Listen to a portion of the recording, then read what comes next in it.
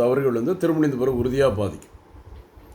அதனால் வாலிப பருவத்தில் தேவையில்லாம மதுபானங்கள், அதிகமான மதுபானம், புகையிலை, சிகரெட்டு. காலையிலே பாருங்கள், நிறைய சென்னையில் பார்த்தீங்கன்னா டீயும் சிகரெட்டு, டீ சிகரெட்டு அதான் டிஃபனே.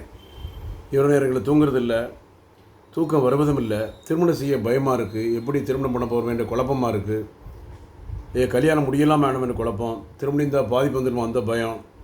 ஒரு பக்கம் ஆணுறுப்பில் 1008 பாதிப்பு. உறுப்பு சுருங்கி ரப்பராக இருக்குது, விரைப்புத்தன்மாக எரெக்ஷன் ஆகுது, உடனே சுருங்கிடுது, உயிரணுக்கள் தண்ணியாக இருக்குது.